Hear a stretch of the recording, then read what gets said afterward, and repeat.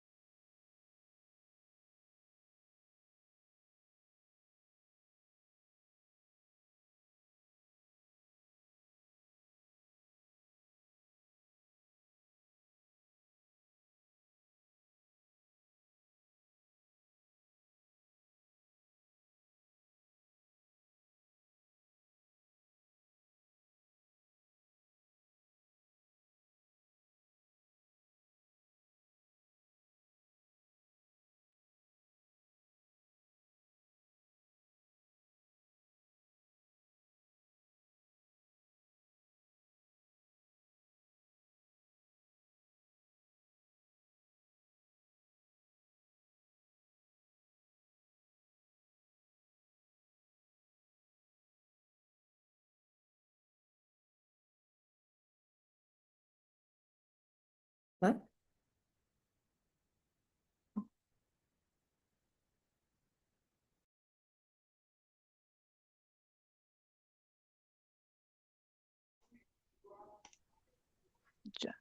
Welcome everyone to the Ventura County first quarterly meeting of the year. I just want to welcome everyone in. We'll be starting shortly, but I did want to let you know that what you're seeing on the screen is our member updates. I will also be sending the slide deck out at the end of the meeting so that way you guys can keep informed of what our members are doing. All exciting stuff.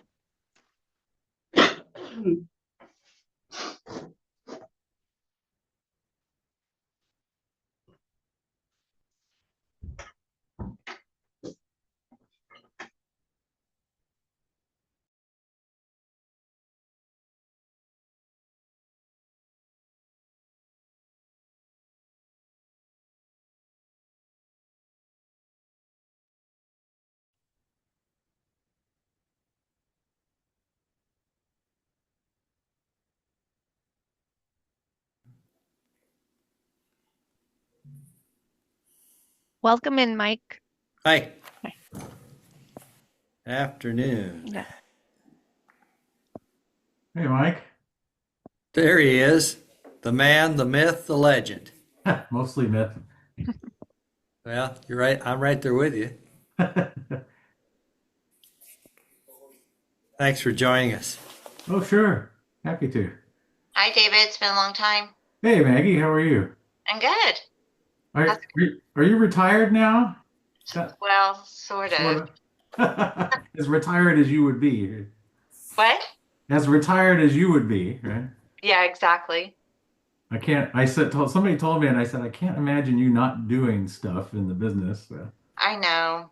I can't shut it off. It's a Yeah. disease that would not Disaster clear. drunk. Disaster junkie is what my girlfriend calls me. So Yeah.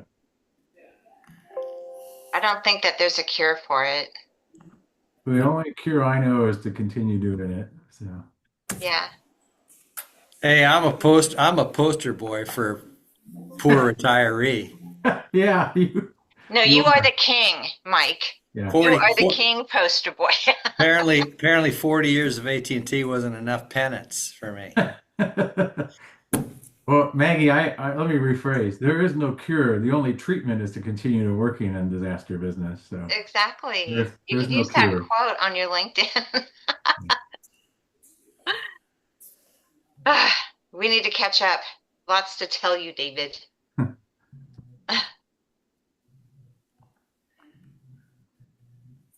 Okay, it's a minute after 1. Laura, you give me the high sign when I can get started. I think if you're ready to start now, we can go ahead and start. I know that we're waiting still on Maria and Kelly, but we can get started and jump in. Okay, very good. Hey, good afternoon, everyone. Mike Salacci here, your humble chairman. Welcome to our first quarter 2026 Ventura County VOAD membership meeting. Appreciate that you're all here. Um, Thank you. Thank you for your active interest and participation. Hey, as you could see, if you saw the agenda, we have, a very, very full agenda and what we consider to be very significant and relevant updates to the membership. And after I'm done with this quick intro and we get moving, I'm going to talk a little bit about the officer election process we need to go through. Then we're going to go to a mountain fire update. Very good presentation from Carrie McGurn. Kelly Brown, when she joins, is going to update us on what's going on with the California VOAD. We're going to hear from Jim Duran, Council Member Duran from Ventura and his nonprofit. And then we're going to hear from Maria Mello, giving us really a highlight and a closeout on the very significant CDBG grants investment that this VOAD received and we leveraged to actually give us what I consider to be foundational results and documents that we can grow from. And then we're going to actually hear from someone who went through part of the latest collaboration between the Community Foundation and VOAD as far as disaster resilience cohort and went through the EOP COOP process. And then we're going to hear from, and David, I'll give you a build up at that time, David Fukutomi, who's going to give us his very experienced perspective with a disaster 101 update. And then we're going to close, which I'm going to allow Laura and Maggie to do. Maggie's our vice chair. Thank you, Maggie, because I have to fade off. What's that? Anyway, so before I go into the officer elections, just to update the membership and the process we have to follow, I also want to just take a moment and I know Maria will be joining us, but to thank Maria Mello just for her leadership, her service to our VOAD. As many of you know, Maria is transitioning. She and her family are living internationally right now. It's an investment making in their family, and is transitioning away from the directorship of VOAD. On the same token, I'm happy to announce the membership that Laura has stepped up to become the new director of Ventura County VOAD. And I want to thank Kelly Brown and Interface for actually providing the funding that allows Laura to dedicate part of her time, in addition to her very significant role at Interface, to continue to help us grow and be more effective for membership in the community. So I wanted to just take a moment to let the membership know, number one, thank Maria for her service, to welcome Laura, who, as you know, we've worked with for the last couple of years, and was shoulder to shoulder with Maria in terms of executing on the CDBG grants and the strategic plan and the DRP and all the other products that we're and deliverables that we're leveraging. So wanted to say that. Okay, it's 5 after 1. I just wanted to update the membership on officer elections. I'm sure all of you are versed in our updated guidelines. And the fact of the matter is that, of course, VC VOAD is not its own 501c3. It is a volunteer organization led by volunteers elected by the membership. And that VOAD has 4 officers. We have an executive committee, but we have 4 officer positions. We have a chair, a vice chair, a secretary, and a treasurer. The guidelines wisely staggered those 2-year terms in terms of elections. The chair and the secretary are on even years. The vice chair and the treasurer are on odd years. So what that means is the position I hold as your chair and Premier Hernandez, who's your secretary, our terms are up in June. And so now there's a need to begin the process. In addition, Maggie Tugas, who's our vice chair, again on an odd year term, because of all of the significant priorities and activities, we didn't have an election in 25. So Maggie's continued to serve in that vice chair role, but we can also offer her up just for an official election to complete her term into 27, which is kind of getting things back on track. So here's the process and the timeline. The process is, as your chair and under the guidelines, I can appoint a nominating committee, which I will essentially draw from the executive committee. And then we will, of course, we'll ask the 2 folks currently holding those positions if they are willing to continue to serve, because there is the ability in the guidelines for any officer to continually serve another term. And then we will open it up for nominations from the membership. And we're pretty much going to do that in the month of April and into May, so that when we come to our next general membership meeting on May 28th, which happens to be my birthday, then we will announce the slate, and then we will start the elections process, which we expect to complete in June, because we want to complete that by the end of June so that we can start the new terms on July 1st, because VOAD is on a July 1 through June 30 fiscal year. Those are pretty much the short strokes on this. There are some other items just to remind the membership. The VOAD Executive Committee is, again, 4 officers, but also up to 3 at-large members. And currently, those at-large members are, Kelly Brown from Interface, Kendra King from the Humane Society of Ventura County, who's actually moving on to a professional role outside of the Humane Society. We wish her well. And then a position that's been vacant that was held by a person from the American Red Cross. So that process is really, be as chair, I can nominate, and then the executive committee will approve, and we'll sort out whether the membership actually needs to vote on those at-large members. So that may be coming to you as well. But that's essentially it. I hope I described it well, but I'm happy to open it up to any questions. We will follow up.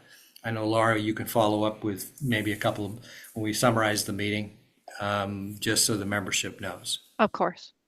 Any questions? Hopefully I was clear. Didn't put too many people to sleep. Okay, I'm going to take that as an affirmation. We will then move forward as I described.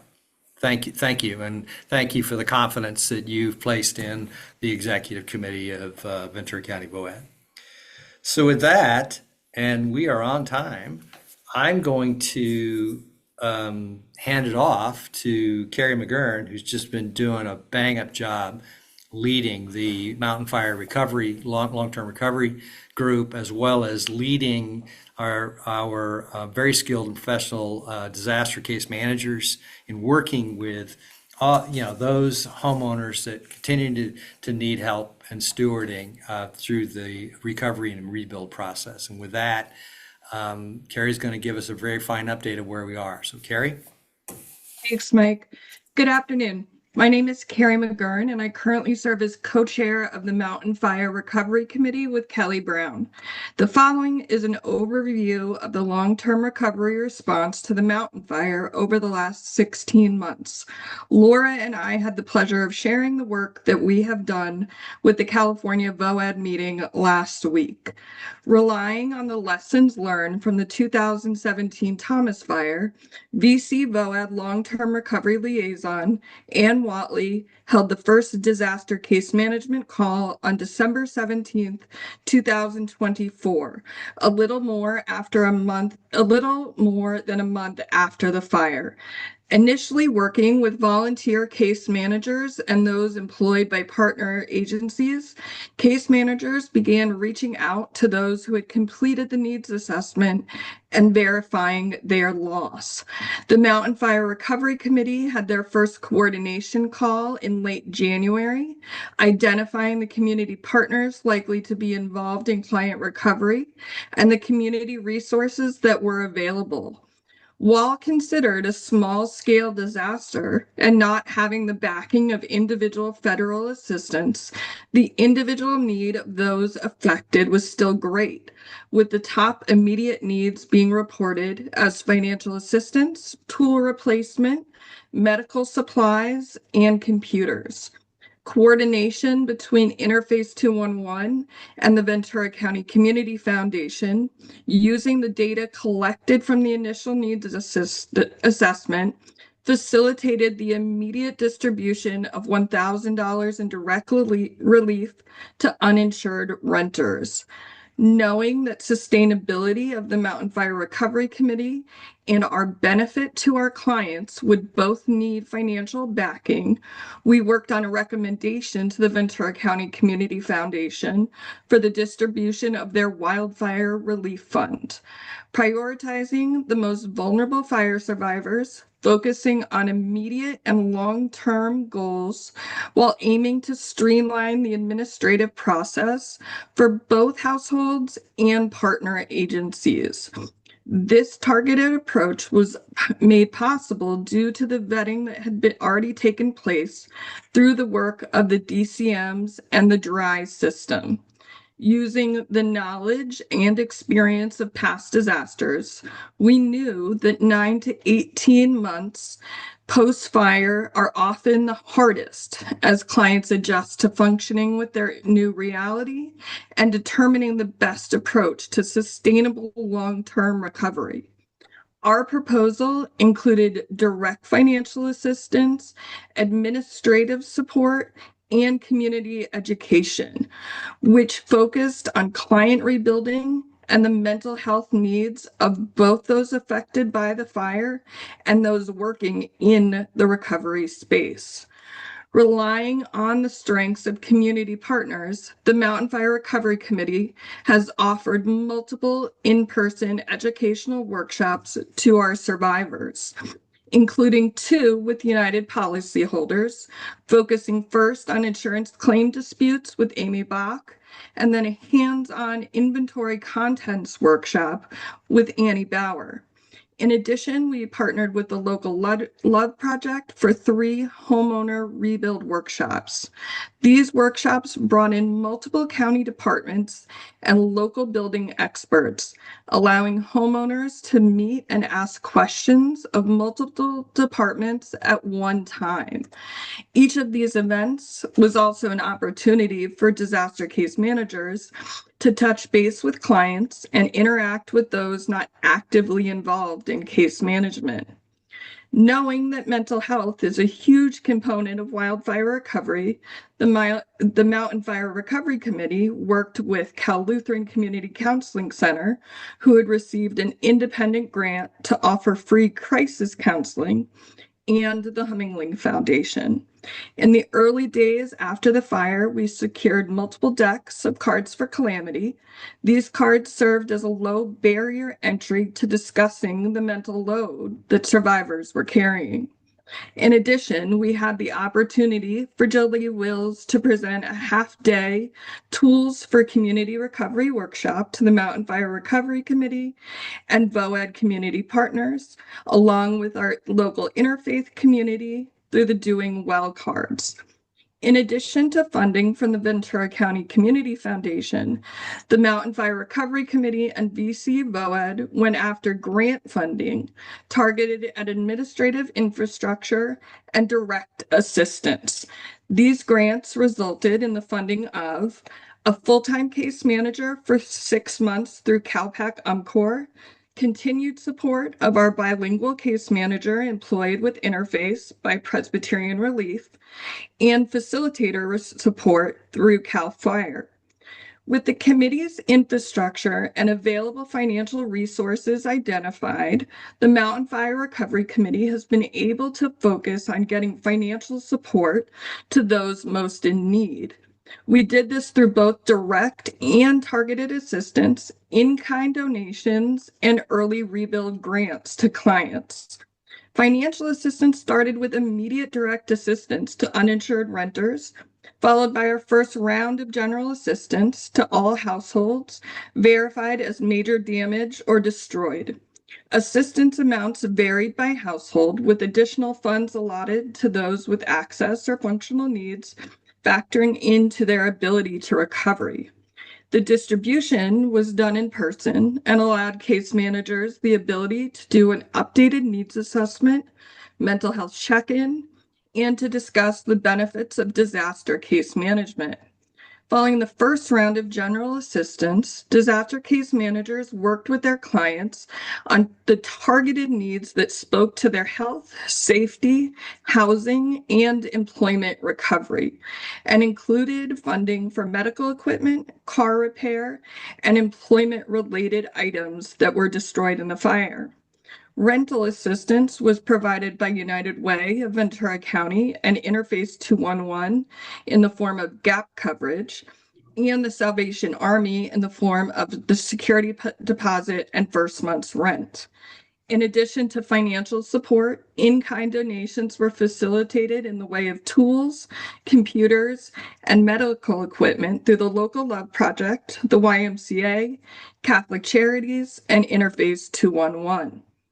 Nearing the 1-year mark of the fire, we pivoted remaining financial assistance from immediate needs to the long-term recovery of our clients, focusing on additional rounds of direct assistance, early rebuild funding, and continued rental assistance for those clients actively participating in disaster case management. In February 2026, we distributed $264,500 to 57 households with assistance amounts ranging from $1,000 to $10,000 per household using the FEMA 4-tier system, with Tier 4 clients being those in the most need. Knowing that many of our homeowners were under or uninsured, and with rebuild costs climbing, we set aside $235,000 to be held by the Ventura County Community Foundation for early rebuild grants.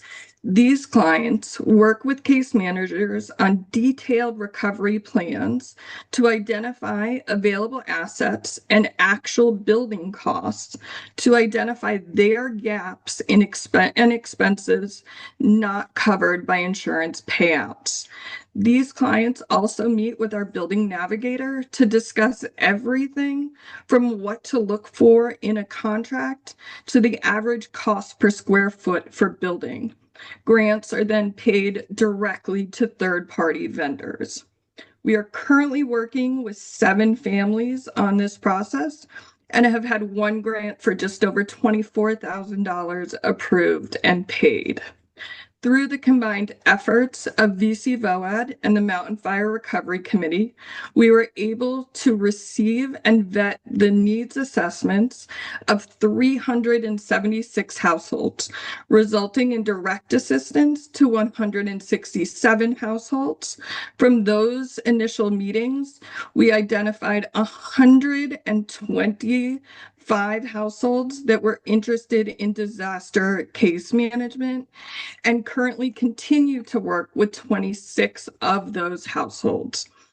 as the Mountain Fire Recovery Committee winds down, we do still have available resources to clients, including rental assistance, the Early Rebuild Fund grants, and a final round of direct assistance, which will be targeted at tier 3 and 4 clients. While handicapped by the lack of federal support and limited resources, the Mountain Fire Recovery Committee has relied on the strengths of community partners to avoid the duplication of services and offer the biggest benefit to our clients. Thank you.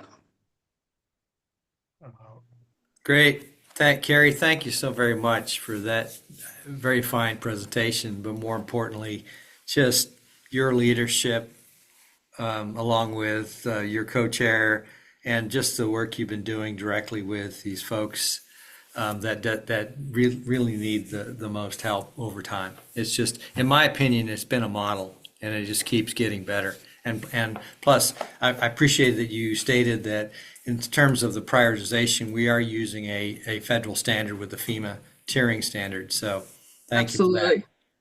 that. Thanks so much. Let me open, are there any initial questions from the membership for Carrie? I can't see everybody, but I don't have any questions. This is Maggie Tugas, but Carrie, you know how much I admire all the work that you guys have done.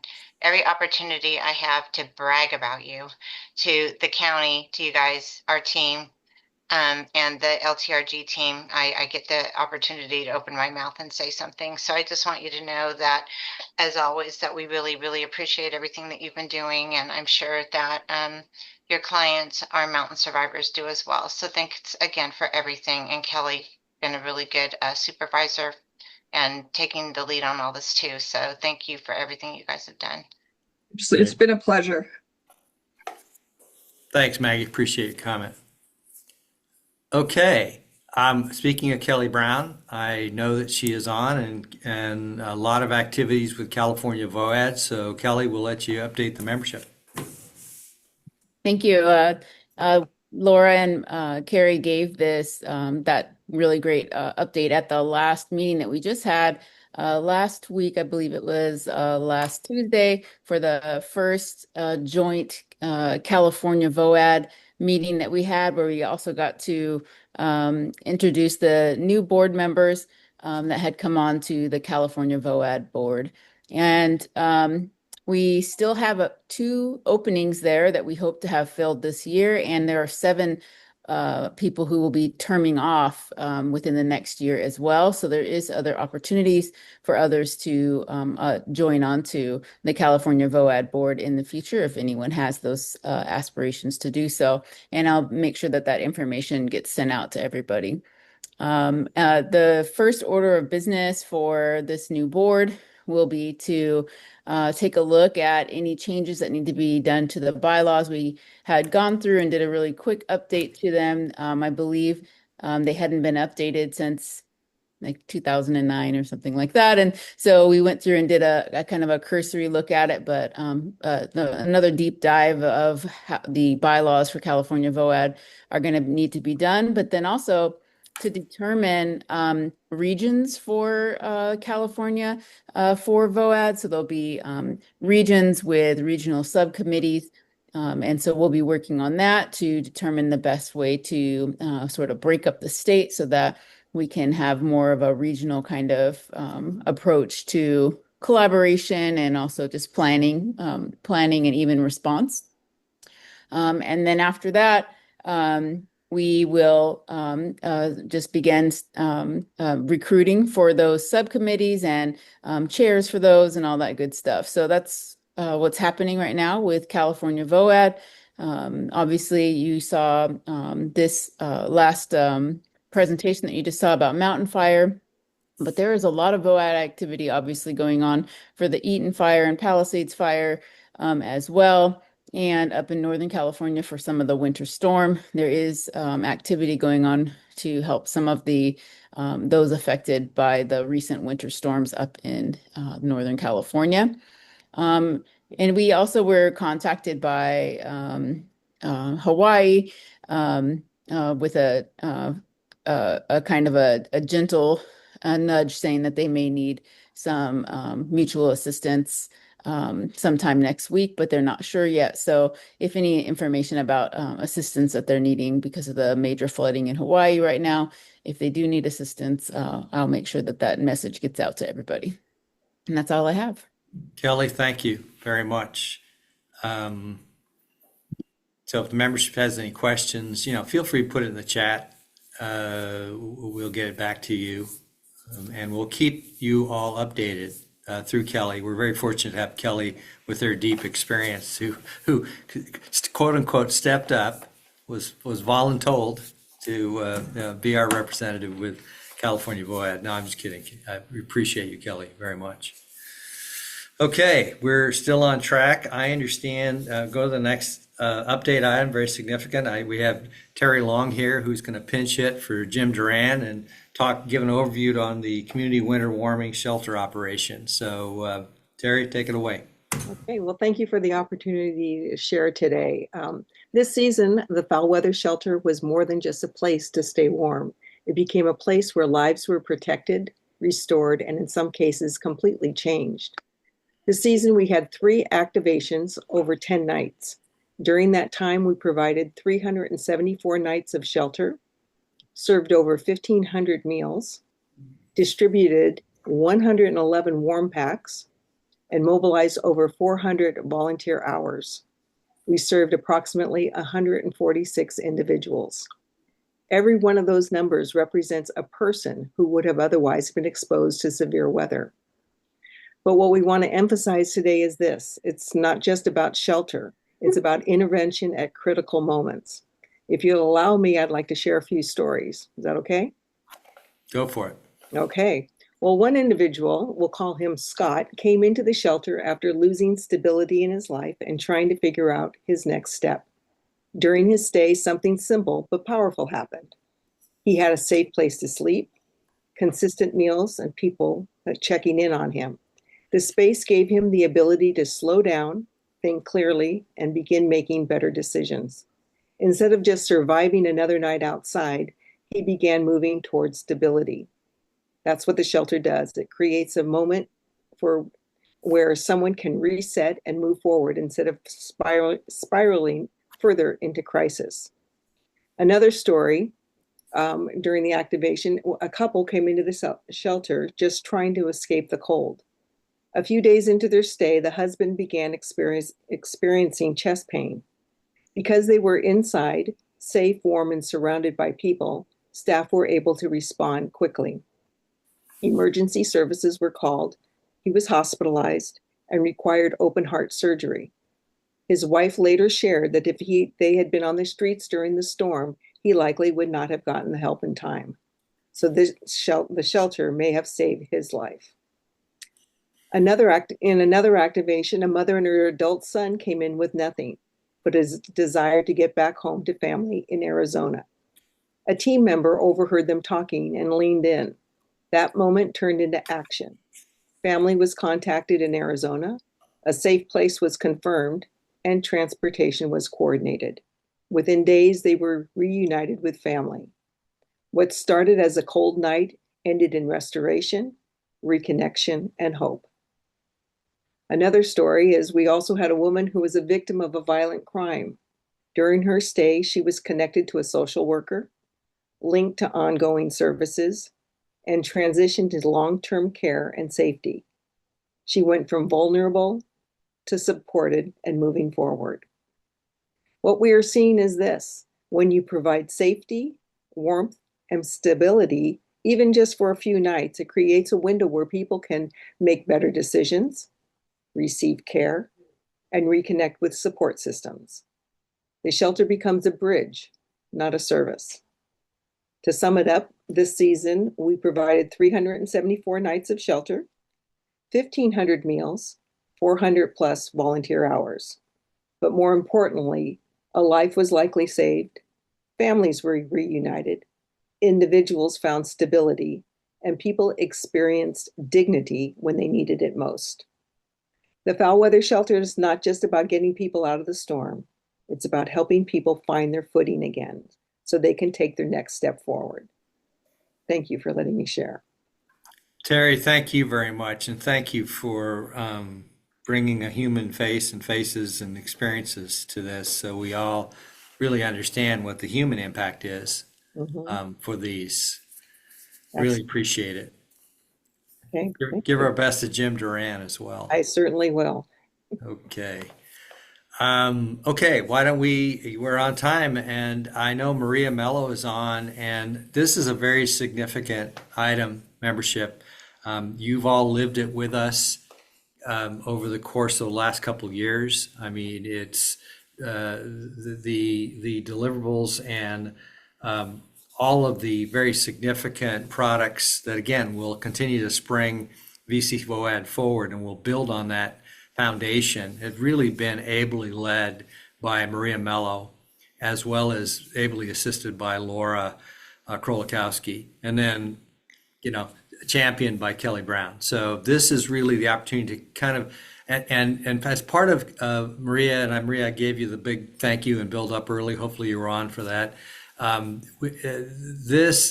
Maria in her transition really, and appreciate Kelly, your leadership, really was as focused on tying up these CDBG grants. These were obviously federal monies that worked their way through the state of California that came with a whole bunch of strings and requirements and details, and every deadline was met, every deliverable was achieved. And as Maria will describe, there are still a few other things that have to be done in the next few months, but she's been committed, continue to be committed to it. So with that sort of intro, Maria, please update the membership. Thanks so much, Mark. And I'm going to give you an overview. As many of you know, about 3 years ago, Ventura County VOAD was awarded 3 grants by the California State Housing and Development Department with federal funding to basically strengthen Ventura County VOAD with the ultimate goal of really helping increase community resilience in our county, given the Thomas fire and then the wildfires that came after that, of course, the severe weather with some winter storms, and kind of what we have gotten used to seeing maybe every year, some sort of severe weather or some sort of disaster. So California decided that it was time to do something, and that definitely a good way to do it was to strengthen networks at the local level between nonprofits and emergency management agencies, such as, of course, the Ventura County Office of Emergency Service that coordinates everything. And of course, the Housing Services Agency at the Ventura County level that leads mass care and sheltering when a disaster hits. What was great about this, what these grants was that it allowed us not only to strengthen the relationship with them, but also improve the relationship with each other by providing training that will help us for the next few years to better respond to the next disasters. So with that, I'll just share a quick slideshow, and we'll, try to do it as brief as possible. I'm going to go over some numbers, but I want you to also think of the stories, because I think, really going after the river, Jim Duran's team, it's a little hard, but think about this in terms of what the stories. So as I mentioned, the actual, okay, it's a PowerPoint presentation. Good. Okay, got it. So these 3 grants ultimately were special, and we were granted it because we were allowed to do 3 things, which were basically improve mitigation outcomes for our county, but with a unique model, which is the VOAD model. What is the VOAD model? Many of you on this already know, but it's really building on principles such as cooperation, coordination, communication, collaboration. And I'm going to show you now how we did that. So the first grant, just so you all know, the project was designed as an eligible planning grant, really for strengthening VOAD, and how to strengthen VOAD was having disaster planning framework. So you're going to see that we did a strategic plan. Actually, in the past year, a disaster plan, response plan, and a bunch of other things that ultimately are setting us up to work together for the future.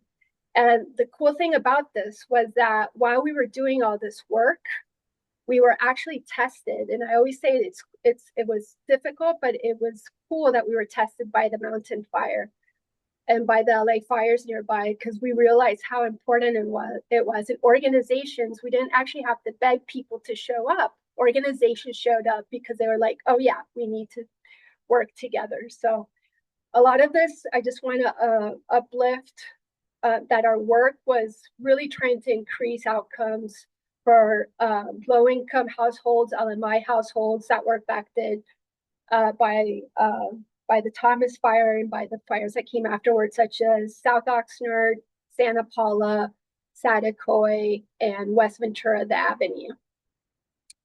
And AFN households, as you all know, access and functional needs households. So we really worked with particular groups. So this is what we delivered. The implementation picked up about 1.5 years ago. The executive committee had actually, really been, we had a first director, Pamela Wyville, that some of you worked with, who unfortunately had to leave. The executive committee kept implementing for 6 months. The executive committee, as you all know, are people, leaders in our county that are volunteering their time, such as Kelly Brown, Maggie Tugas, Susan England, Kendra, I just remember Officer Kendra, I always call her, at the Humane Society. But this was all thanks also to all of you that decided and gave you your trust to work with us. So what we did was we created a director role. Not a lot of VOADs have directors. We created a strategic plan. We met with about 35 organizations during 6 months. We had an advisory committee. We had different breakout committees to talk about donations management, to talk about volunteer management, to talk about all that stuff that we all know so much about. The other thing that we did was that we updated something that Ventura County VOAD is very special, I would say, in comparison to other VOADs, is that we actually have a client data platform that helps us with long-term disaster recovery. That means really disaster case management, which is a lot of what Carrie and formerly in Watley, and a lot of folks on this call do. They use this data platform for free. We provide it for free, thanks to support from philanthropy.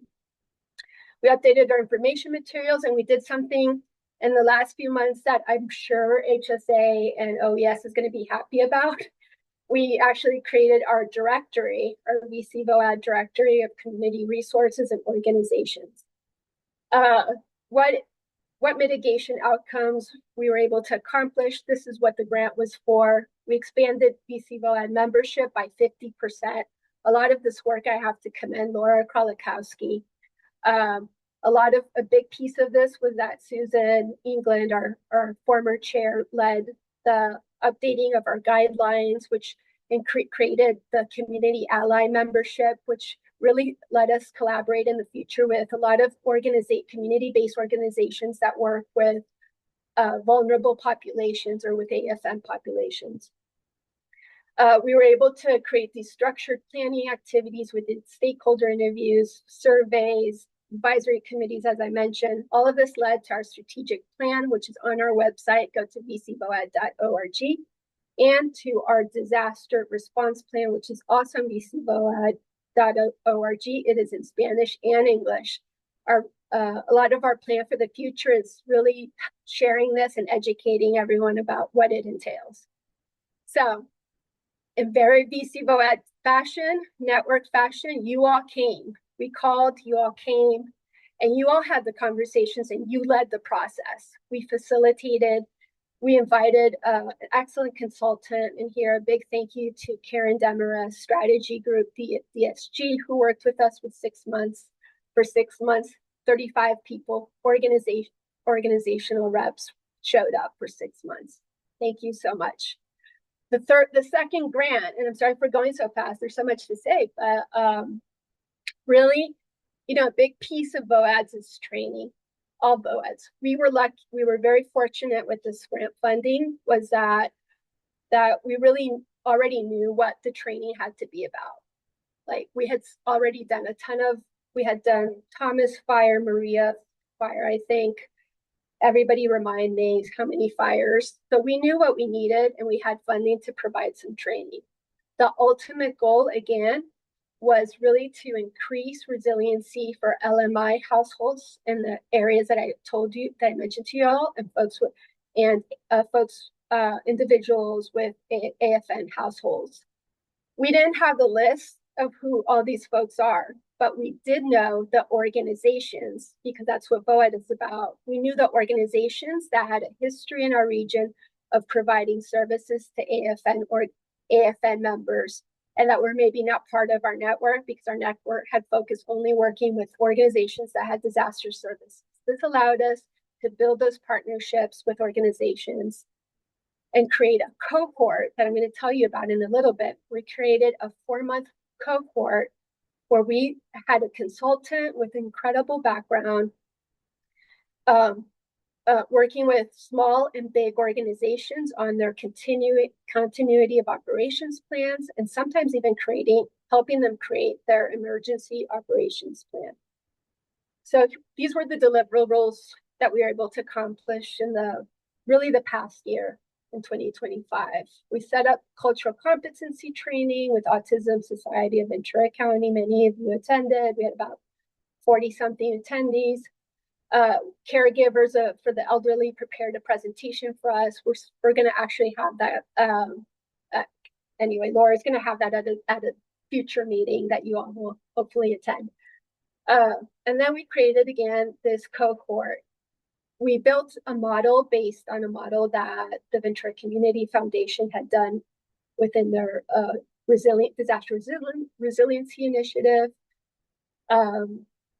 And we decided to learn from this model and really connect it with the VC VOAD model, bringing in network organizations, but also bringing new community-based organizations that serve AFN communities, so that if disaster hits us, we already have those partnerships in place, and we can continue reaching folks that are affected.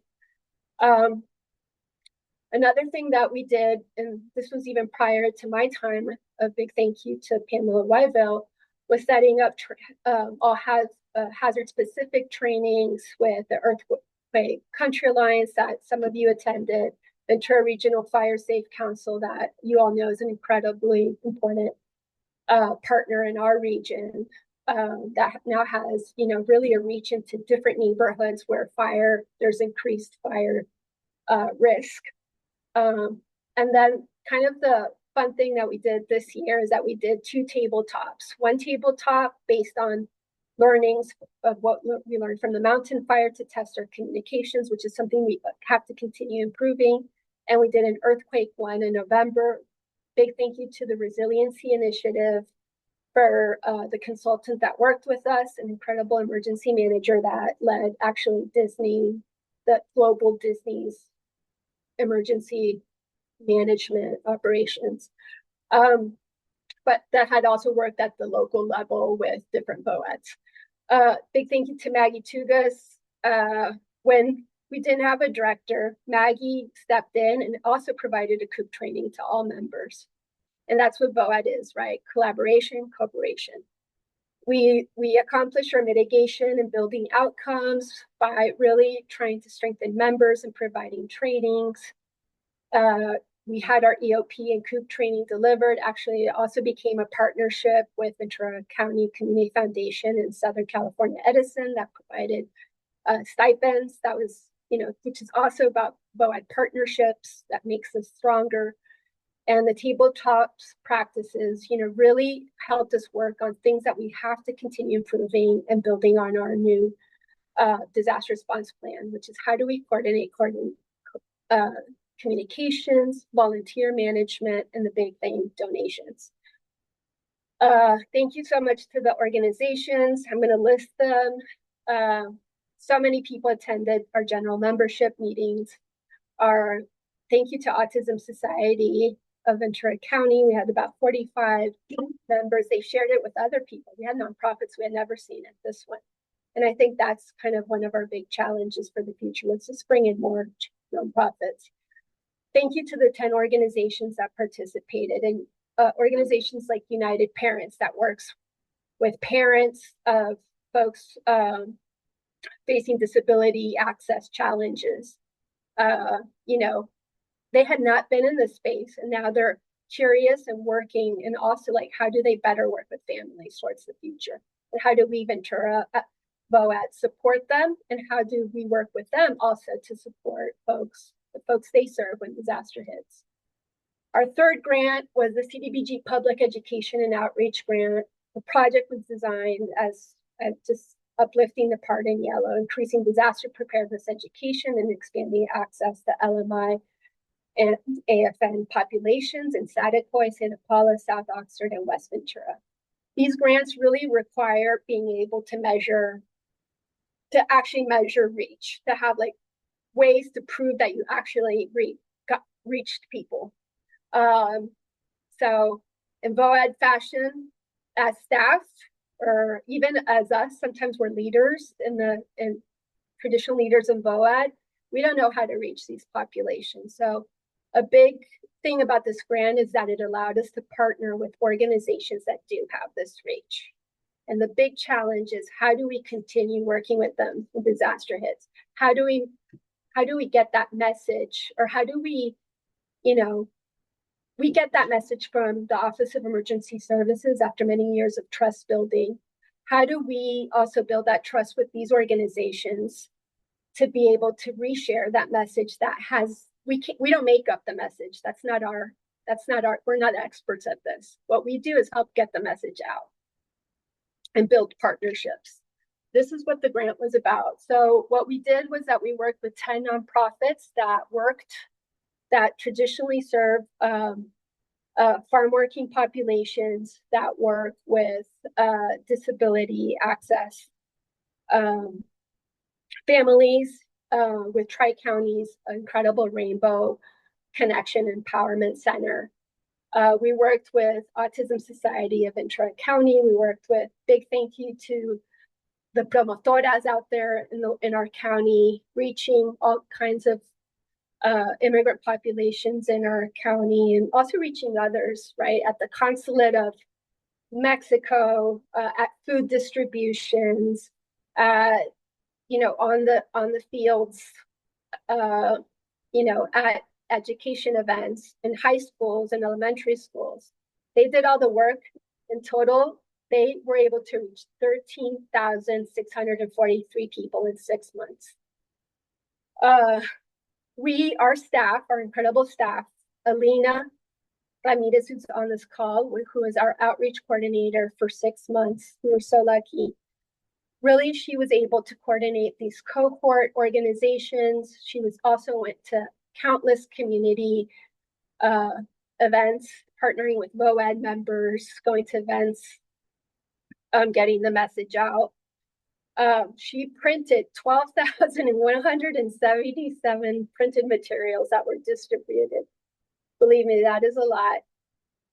And then through social media, she also designed social media assets focused on preparedness that only had the logo of VC VOAD and the logo of the organizations. We thought that was important for trust. The message got out, 82,000 folks in 6 months. I always think about, like, that's a lot, but imagine what we could, how much more we could do. But I try to think about that. Thank you to the organizations in our cohort, Access and Coast, Autism Society, Caregivers of Ventura County, who they sent newsletters to volunteers and elderly and low-income households, Friends of Farm Workers, who was so busy doing other stuff the last 6 months, they also enacted disaster preparedness education. Unidades Campesinas at the Consulate of Mexico, Rainbow Connection. The quick story I have here is that they, it's incredible how they partnered with folks that they usually serve to provide disaster preparedness education to other folks in the same community. That's just beautiful. Thank you so much, of course, to the Local Love Project, who just, is distributing stuff and getting all day, every day going out, helping mountain fire folks, farm workers, so many, and Visión y Compromiso. Our deliverable number 2 was we had to actually make sure to design 2 pages. We put it on our website. Check it out on vcvoad.org. We have a resource hub with assets that community partners can use for disaster preparedness education in Spanish and English. All of the materials were really consulted with emergency managers of Oxnard. Thank you so much to Candy for Santa Paula's emergency manager and for Ventura's emergency manager. And of course, materials provided by our incredible Ventura County Office of Emergency Services. We created the Ventura County Prepares page. What is unique about it is that we have those services I just mentioned, but also nonprofit services. If you have services that you want on the page and that we can put on our social media, we can promote on social media, let us know. This is check it out. And finally, what we did was that we worked with Mustang Marketing to do a disaster preparedness campaign that went to that website. And in actually 2 months, we increased by 3,000 Ventura Prepares landing clicks. We reached more than 100,000 folks. And well, impressions, I think it's people look at it in a hurry, but anyway, that also helps. So all of this was again because of working as a network with other organizations. It wasn't really just staff or the executive committee, it was organizations coming together. In total, the reach is about 220,000 Ventura County residents. How do we keep it going? Let's talk about it. Thank you to all who participated, all of 211, everyone that's in the room right now. If you have any questions, please contact Laura, who's the new Ventura County VOAD director, who had the honor of making this all happen last year. Thank you so much. Maria, thank you so much for your leadership. Thank you for taking the time with this presentation. Membership, I hope you agree that it was worth the amount of time to get an overview. This is a very significant achievement. I've said this a couple times already. It's a huge investment in this VOAD, and we have every intention of building on those deliverables and those results. And again, we will follow up. We'll provide you with this really great summary presentation. If you have questions, channel those through Laura. If there's things you'd like to leverage, please let Laura know as well. So, Maria, thank you so much. Appreciate it. One of the main things that Maria highlighted in her presentation was just the disaster resilience cohort, where we brought organizations together and was able with a facilitator, an expert facilitator, to get organizations to develop their COOPs and EOPs. And so we're going to have a couple minutes. We're going to hear from Belen Contreras with United Parents, just from their perspective, what the experience was like and what the impact was or is to United Parents. So Belen, if you could share with us just a little bit, that'd be great. Thank you, Mike. Yeah, so through the EOP, COOP training, United Parents, we were able to strengthen organizational resilience and disaster prevention by adopting a proactive systems-based approach that integrates risk assessment, preparedness planning, and continuous adaptation. We were able to identify potential hazards at our drop-in centers, establish clear communication protocols, and train staff with tabletop exercises and drills to ensure we're ready. We also connected with other organizations, and this made it possible for us to leverage local resources.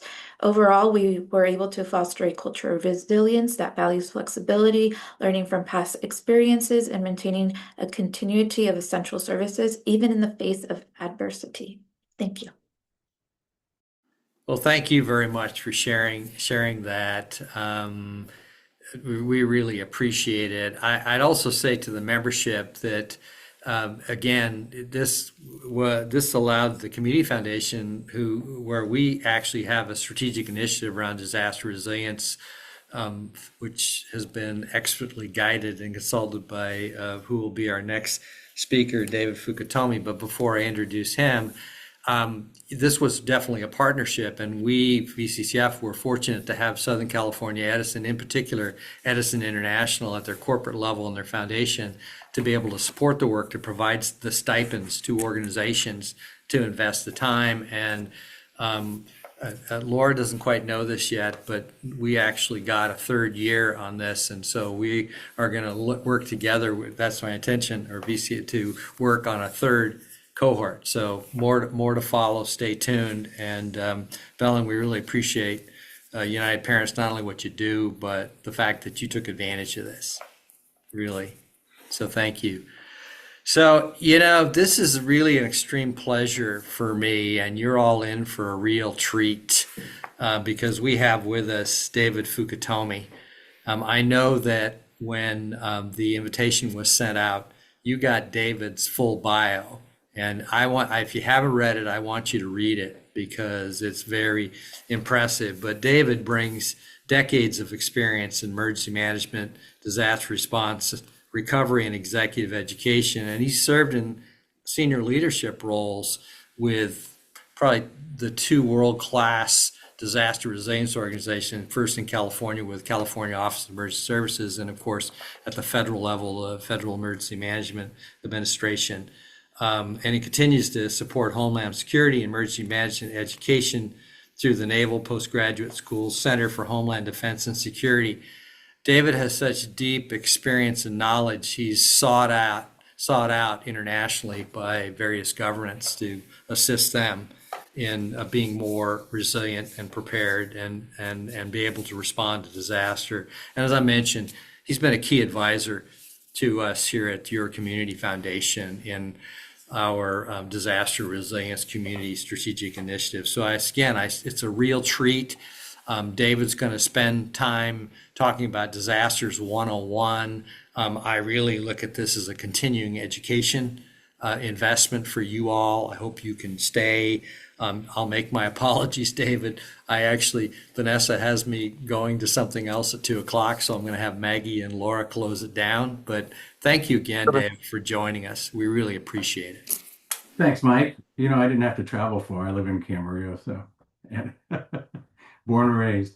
Well, thanks. That was quite a build-up. Appreciate the opportunity to be here. I see some friends and colleagues in the business. In the emergency management business, if I was always taught, you plan for your worst plausible bad day. And so what I'm going to talk about is like what we could reasonably expect in a big disaster, biggest disaster, natural disaster being a catastrophic earthquake. So I'm going to cover some things rather quickly at kind of the strategic level. I'll talk about a little bit about some of the things going on in the disaster world right now nationally. I'm not going to get into a lot of the programs details. I'll have plenty of time at the end for questions. Please question, disagree, agree, share your experiences. I'm just going to share my perspectives. So I want to, talk a little bit about framing how bad it will be, what we should expect or not expect, what we should be planning for, what you as individuals and organizations should know, what can we do about it, and no, I'm not just trying to scare you all. So I'm going to show a video that many of you have seen that was made from when the big shakeout was developed, and it uses the San Andreas Fault. It kind of focuses a little bit south of here, partly because the Great Shakeout didn't map the entire fault. It just took an area so that you could build scenarios and statistics. So I tell everybody when you see maps about catastrophic plans or scenarios, just move that red shaded area or the dark, amber or over your jurisdictions or where you live, and you can get a pretty good idea of the scale, the magnitude. So this is about a 4-minute video. It's also a good time for you if you need a bathroom break, but let me play this for you and then we'll talk. It starts a little slow. Can you all see this? All right. There's no sound yet. Okay. Now there's sound.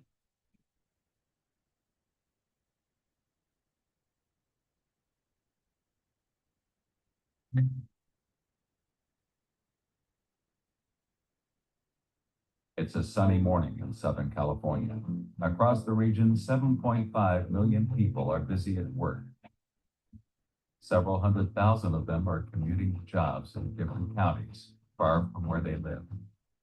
Over 200,000 commuters work and reside on opposite sides of the San Andreas Fault. Today, these families and many others across the region will be separated.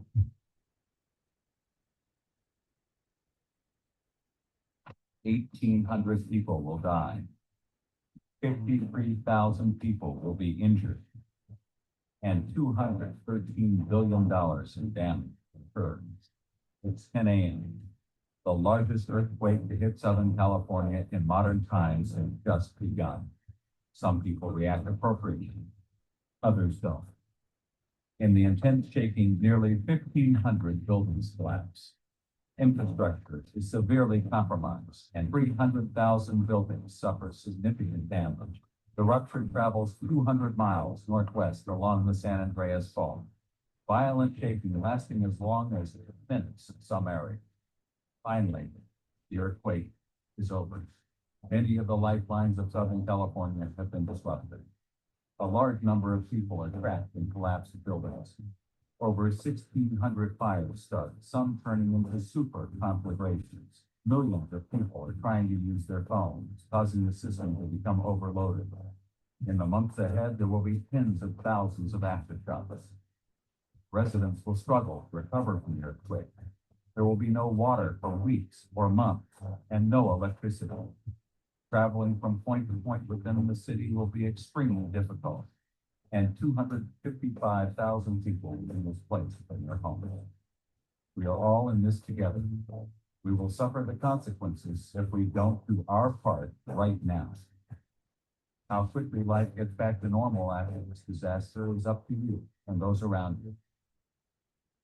Your level of personal preparedness will determine your quality of life after the quake. It's a good idea to have a fire extinguisher, a first aid kit, and enough water for each person in your household to have at least 1 gallon of water a day for 3 days. Have an emergency plan. Decide now where you will meet your family after an earthquake. Okay, I think you get the picture.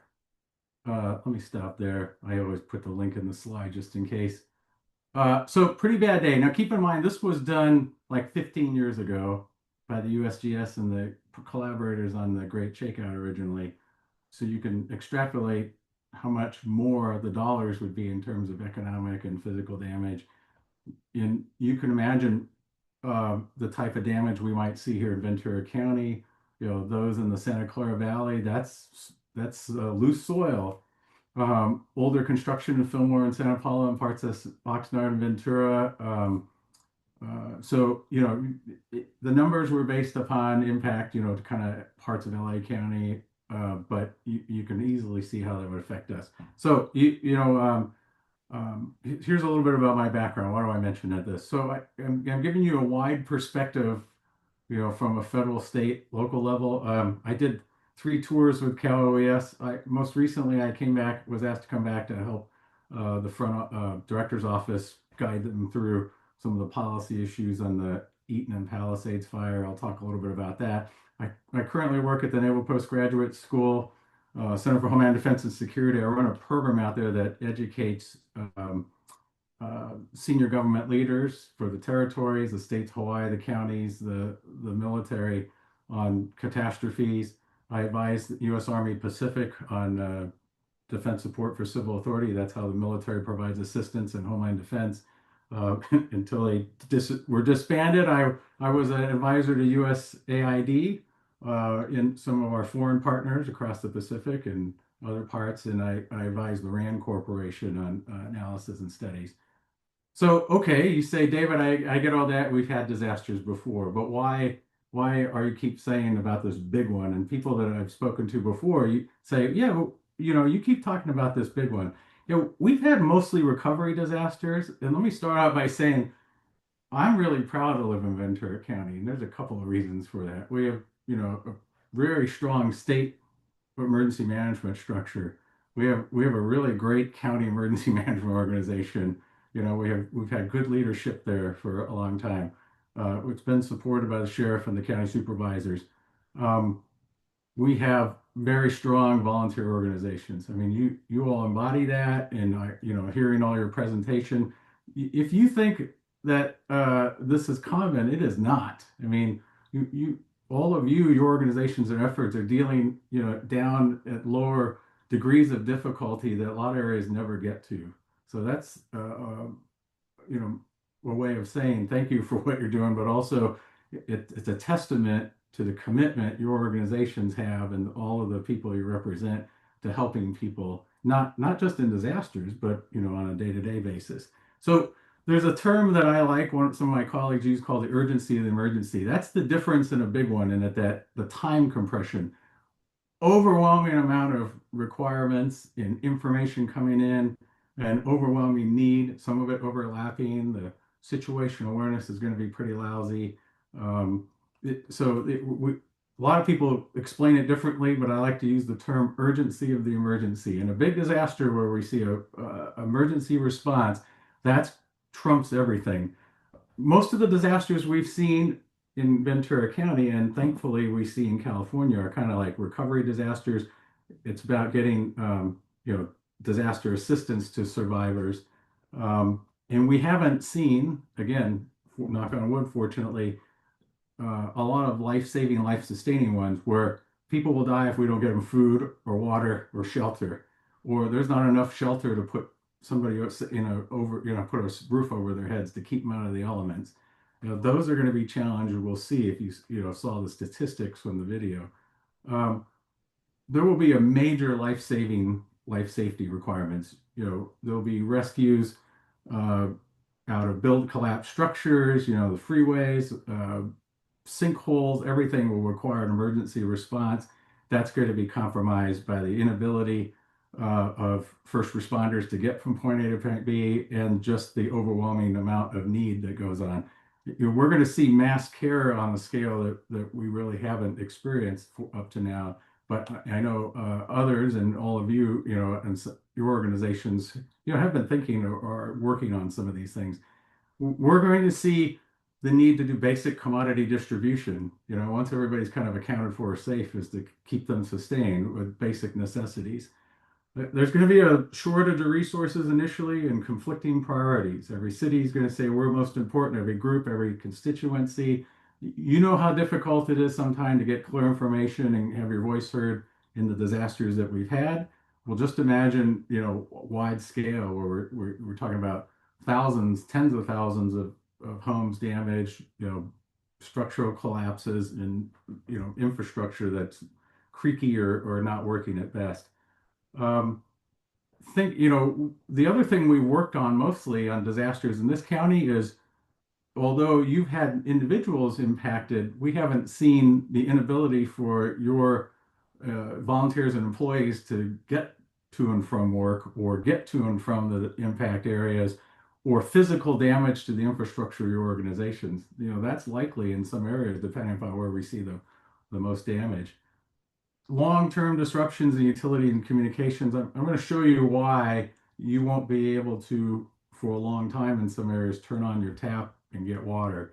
But we've had inconveniences, PSPS and other outages, but we haven't seen the long-term effects of that.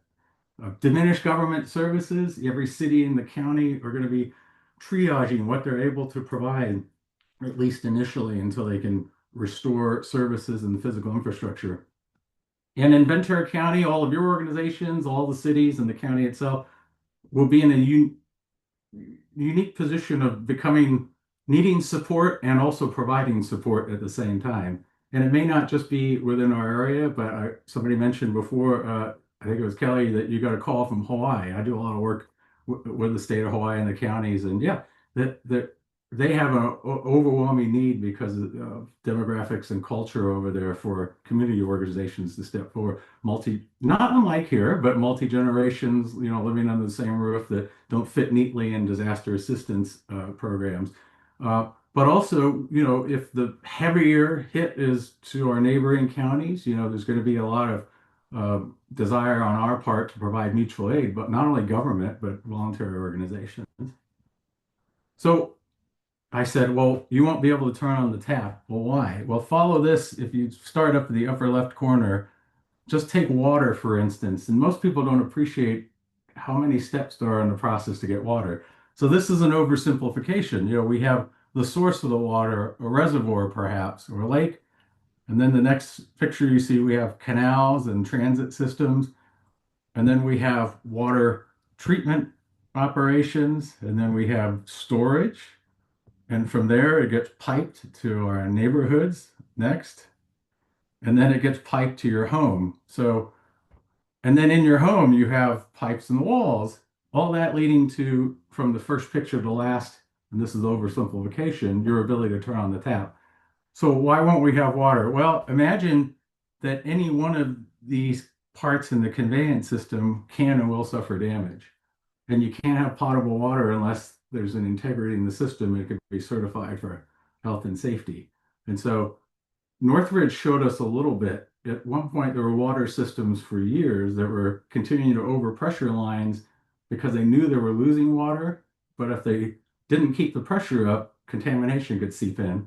And there weren't enough resources, time, and money to repair all the systems. It took years and years and years. So that's why some people may say, hey, I got water. Maybe I live on the top of a hill closer to a tank, and that conveyance system is relatively intact. But if you live in most cities, you've got miles and miles and miles of underground lines. You've got the connections from the street to your meter, and from your meter to your house, and inside your house. It's not hard to imagine how many breaks in that chain there could be. Okay, so what can we expect or not expect? Federal assistance, as most of you know, is very limited if you get it, and it's limited primarily for individuals to temporary housing, not long-term needs. I'll talk a little bit more about this, but you have to know at the federal level, it was never intended to be the primary source for disaster survivors. And in fact, when it was originally codified back in the late 70s from a patchwork of other programs, we didn't see disasters for the most part of the scale and the size we've seen now, and certainly not the volume. So I say the next sub-bullet, it's kind of important to understand what it is, what federal assistance is, and not just complain what it is not. We're not going to get anything more by complaining about what it's not. And so I try to tell people it's really important to understand what it is and then try to leverage that part and then fill in the gaps after that. That's not a popular opinion, but that's my experience. We will see most likely immediate response support from state and through the state mutual aid system for the state of California, and if it's big enough, like a disaster like this, we'll see federal support for life-saving activities, life-sustaining requirements, those in the form of support resources, people and stuff, eventually reimbursements to support local shelter operations and local response. I'll say it a couple of times. We all know this. All disasters are local. So no matter what federal and state assistance we get or don't get, we own it. We'll never escape that. And whether the feds come in or not, they don't take over. They just give us stuff. In a big disaster, a lot of that's up front is stuff and then money. And a recovery disaster, it's oftentimes money. And it's very important, but it doesn't matter how much money or stuff they give us. If we, the local organizations, don't own the incident, their stuff will go to waste and not be leveraged properly. Um, Government disaster assistance, and this is both state in particular, and federal, is really focused on infrastructure. So if you look at all the programs in the Federal Stafford Act and the California Disaster Assistance Act, a lot of it deals with kind of the emergency part, life safety, life sustaining, and then it's almost all infrastructure. And the infrastructure side, if it's government-owned utilities, government-owned facilities, hospitals, things of that nature, there's grant programs that address repairing or replacing the sticks and the bricks. That's not true for individual assistance. I'll talk about that in a second.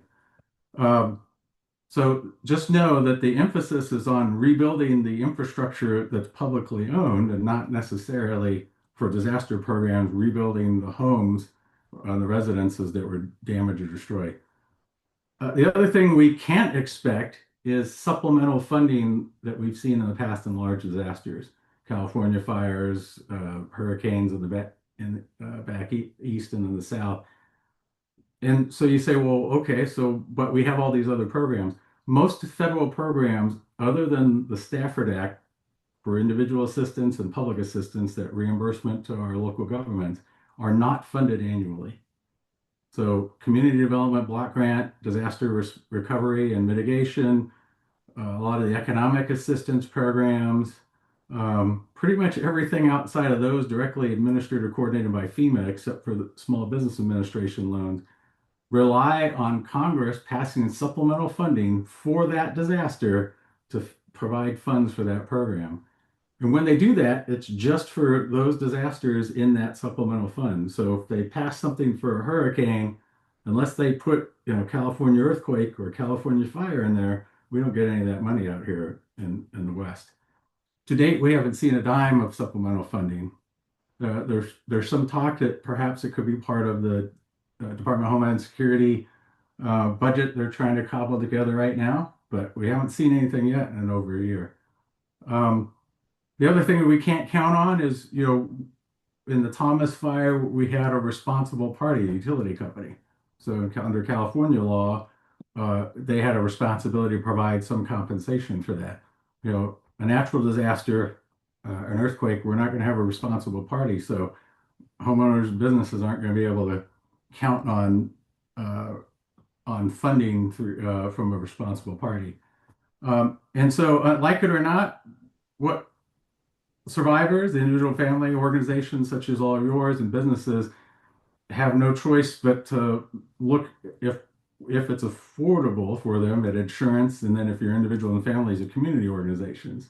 So for community organization, that means a large part, more of the survivors are going to be looking to all of you that I'm speaking to today, and all of us should be looking at having appropriate insurance if we're able to afford it. If you're not, nothing's going to replace that, as many of you have learned the hard way. Next slide. Okay, expectations for federal disaster assistance. So for a disaster declaration, the criteria for getting one isn't pinned or tied to actual damages. It's tied to what would be potentially eligible under the federal guidelines for each individual federal program under FEMA's Stafford Act. So that's a big misunderstanding. Somebody says, oh, we've got $1 billion worth of damage. Well, yes, but that's combined everything, including things that may or may not be eligible for federal disaster assistance. So FEMA only looks at, and the state has to provide detailed information on what we think is potentially eligible under FEMA's programs in order to get a federal disaster declaration. And then once you cross that threshold, a whole bunch of things open up, but you have to cross that threshold first. So for individuals and families, which is mostly what we deal with, at the risk of preaching to the choir, it's important to remember that FEMA programs for individuals and family provide short-term shelter and rental assistance. They're not rebuilding programs. They're not housing recovery programs. They don't deal with pre-existing conditions, damages, or deferred maintenance. So if somebody's roof was leaking before and they had some incremental damage that now forced them out of their home, FEMA would look at that and say, well, we weren't the primary cause, so we'll give you maybe a small grant or very short-term assistance to live someplace else, but we're not dealing with the roof isn't the reason, wasn't caused by the earthquake. Therefore, it's going to temper the how much assistance you get.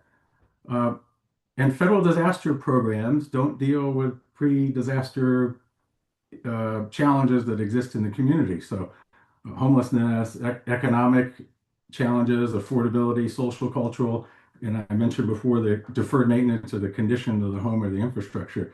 They say, look, if it was broke or damaged before, we're only going to deal with the part that was caused directly by whatever calamity we declared the disaster for.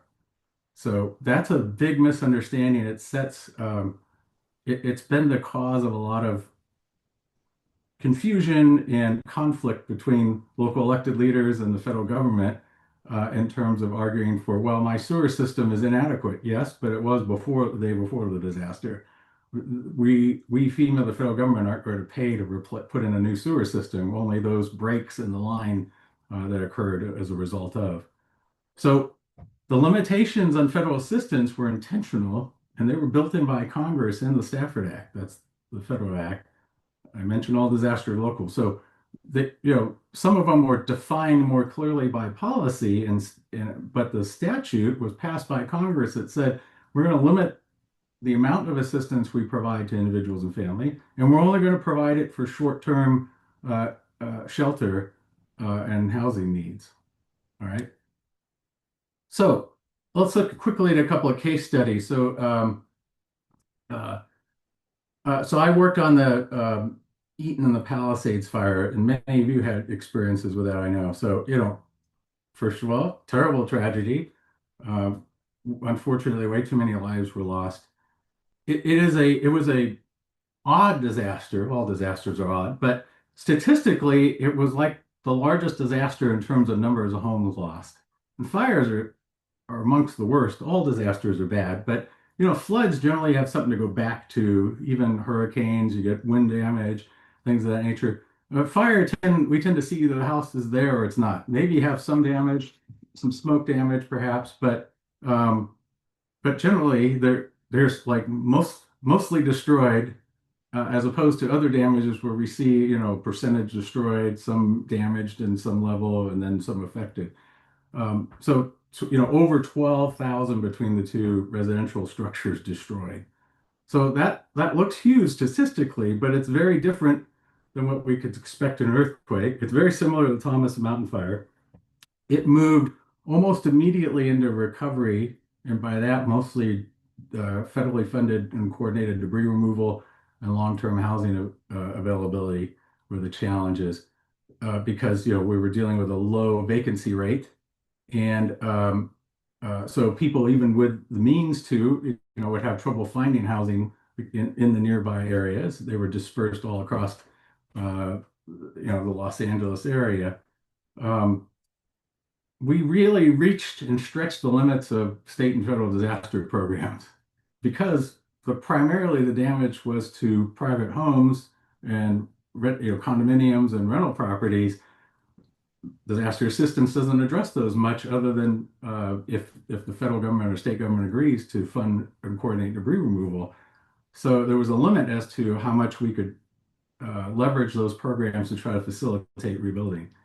So we focused on, okay, what could we do to help set the conditions to facilitate rebuilding? Well, we can clean the hazardous material, we can remove the major part of the debris, we could help pay for the emergency response costs, we can restore the damaged infrastructure, but again, there are limits.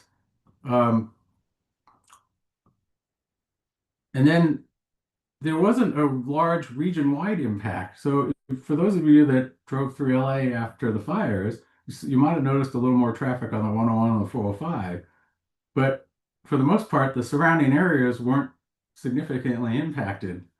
Life went on as normal. You saw closer to it, you saw some voluntary organizations, community organizations conducting operations. But in the Eaton fire, if you walked literally 3 blocks south from the southern perimeter of the burn area, it was pretty hard to tell anything had happened, so a terrible tragedy just blocked away. Um, Overwhelming resource and financial need. So it continues to tax that, unfortunately, there was a great amount of underinsurance, which is continuing to limit the rebuilding there. And your colleagues and some of you, your community organizations, are still providing a tremendous amount of resources there. The two fires had responsible party impacts that were different. Eaton Fire, it appears there will be a responsible utility. Palisades Fire so far has been determined not to be utility cause, so there's no quote unquote responsible party like that. Now, there will be lawsuits to sort out, what were the cause of the fire and all that, but that's a big game changer in terms of financial support that may be available for rebuilding. Um, you and your colleagues have been vital to the survivors. I mean, the impacts that community organizations are doing there, occur daily and are going to be continuing for years to come. And as I mentioned, no supplemental funding. Somebody put in the comments, and I'm glad, Bonnie, thanks for putting that in. For federal disaster assistance, if I can back up, we also, well, let me talk about the case studies, and I'll come back to that. So let me talk about the Thomas Fire. The initial response cost was covered by a FEMA Fire Management Assistance Grant. So all the agencies responding to the fire, that was covered. The traffic control. We got a proclamation from the governor for infrastructure damage for the California Disaster Assistance Act. But then we were trying to get a disaster declaration from FEMA, and I was consulting to the city of Ventura during this period. So if you might remember, there was about a 3 week or so, a little more than that, lag between when the incident occurred. We got state assistance and we got a federal disaster declaration. And part of that was, even though there were about 1,200 homes destroyed, there was a high level of insurance. So the county did a really good job of grinding through and quantifying the gap between insured and uninsured loss. And ultimately, that's what made the case. Bonnie mentions thresholds. So for federal disaster programs, there are thresholds for the infrastructure program and the individual assistance program, both at the county level and then at the state level. And that's one determining factor of the threshold you have to cross in order to get considered for a federal disaster declaration. It is discretionary, so I've seen disasters that didn't make the threshold, but had such a catastrophic impact make it, and some that did that didn't. So that's just but one criteria. The state of California, we talked them into managing the debris removal before we had a federal disaster declaration. That was really important.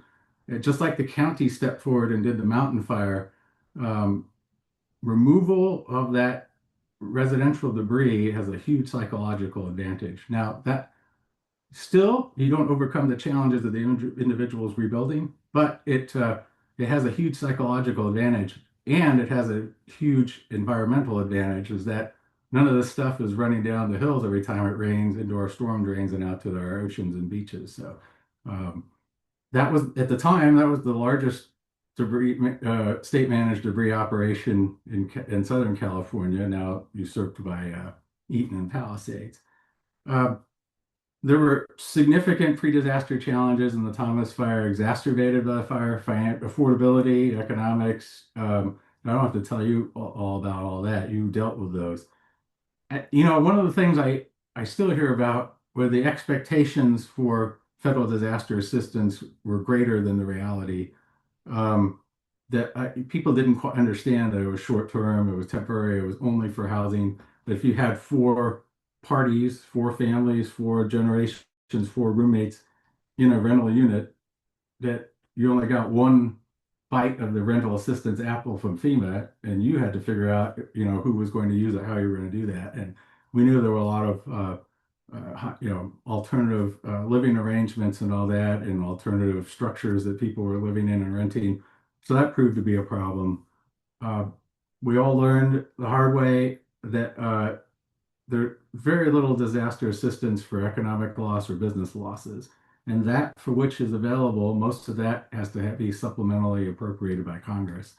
Um, I think, that was a wake-up call followed, not too long afterwards by Hill Woolsey and of how community organizations can play a role and ask to serve. Ventura County's response, your organizations was, kind of a textbook for how you would do it, you know. Um, and I think one of the other challenges was defining unmet needs. Is that unmet needs as a result of the disaster? Is that unmet needs that were exacerbated? Is that unmet needs that existed in somebody's life every day? Many opinions on that. None of them are wrong, but what problem are you trying to solve? Disaster programs only address that, intended to address that which was directly caused by the disaster. Um, Okay, Mountain versus Thomas. There was some discussion about that before. It was a great summary of where you all had on the mountain fire. I live 2 blocks from the mountain fire. If the wind hadn't been blowing so hard, it would have blown down my street. Um, so why didn't it qualify for federal disaster declaration? Well, as Bonnie put in there, there's the per capita thing, and I think Sheriff's OES did everything they possibly could working with the Cal OES to try to overcome that. But the fact of the matter is, federal disaster assistance was never really a possibility for this, other than the fire management assistance grant to pay for firefighting costs. It's the size of a disaster that happens all too frequently in this country, every day across the country. Many disasters are at or below the scale of the mountain fire. The national organizations know this. They pick up a lot of responsibility for that. So it wasn't there. It wasn't like it was being denied. There was not a path forward to get it, in my opinion. Um, Local government response costs and debris removal was covered by the California Disaster Assistance Act, at least 75%. The county did an outstanding job coordinating the debris removal, which I thought was important. One of the street I'm off of was one of the 2 primary routes for the trucks to move. It was well coordinated, and I'm glad I didn't see that stuff running down my streets, in the rains that we had falling over last year. Um, I don't have to tell you what the challenges the families and individuals are trying to overcome to rebuild, but for the most part, other than those that were uninsured or didn't have adequate assistance in their insurance or if they're uninsured for short-term housing assistance, it wouldn't have necessarily helped them rebuild their house other than help pay for some place for them to live. So I think there's again that misnomer about what federal assistance is and isn't. Certainly, rental assistance is helpful, but it doesn't necessarily, get you back in your home. Um, and it's just another example of, why insurance is important. For any kind of disaster, nothing replaces insurance.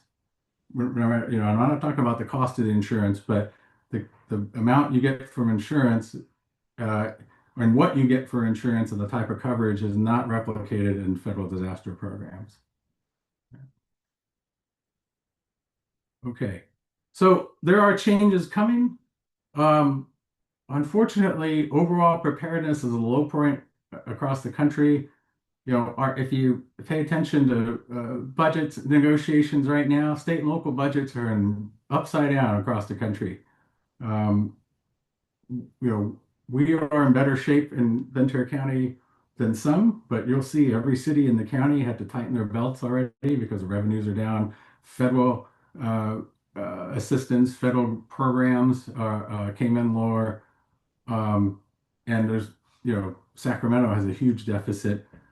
Technology has made us even more vulnerable because we rely on having the internet, electricity, and using apps on our smart devices and all that. That's going to make us more vulnerable when we have the earthquake.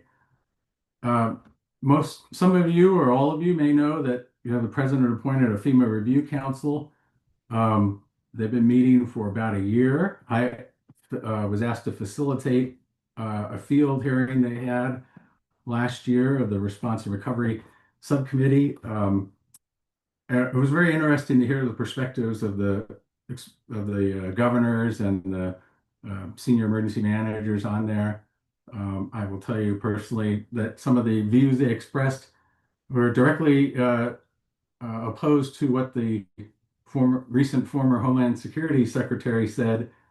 Um, there was broad agreement that there needed to be some reform, broad agreement that there should be more of an emphasis on, disaster assistance and maybe uh, less on some of the other programs that have grown. One of the encouraging things that seems to be a consensus on is on individual assistance. I call it chutes and ladders, and most of you have seen FEMA programs for individuals and family know. I mean, it starts and stops, starts and stops, and you miss one deadline, or you don't answer one letter, or you say the wrong thing, and you fall down the chute, and there's oftentimes no ladder to get back up into the assistance process. There's a growing consensus of turning that in. That if, let's say, in the mountain, a fire, you lost your home and you exhausted insurance or you have no insurance, of giving you a block grant and saying, here, you can use this federal block grant to rent a place, you can use it to replace your things, you can use it towards rebuilding, but this is your federal assistance in one block grant. And then you don't have to keep coming back and get recertified for rental assistance and all that. So if they did anything like that, I think there would be a significant improvement and a benefit for folks that suffered loss. As I mentioned, most of the non-FEMA programs do not get annual appropriations. So there's some talk about, well, maybe we should give some of those programs like community development block grant, disaster recovery, an annual appropriation. But right now they don't get it, and they haven't gotten it in several years. So we have to consider how the reductions in federal support, and we've seen this in a couple of ways, not only lowering the dollars, but we've also seen it in denial of disaster declarations wholesale. You can just read in the papers if you Google something, how many are getting denied these days. So we are living in a world right now where we can't count on the federal support like we have in the past for certain size disasters. It's not knowable how that's going to play out at this point, and how the programs may be altered and how the criteria for evaluating them may change. We know the bar is going to go up. That's all we know. How high, we just don't know at this point. And again, as I mentioned, there's no magic pot of funds in Sacramento. Most of you deal with statewide organizations or are part of statewide organizations. They're struggling to find dollars to shave off because there's no money.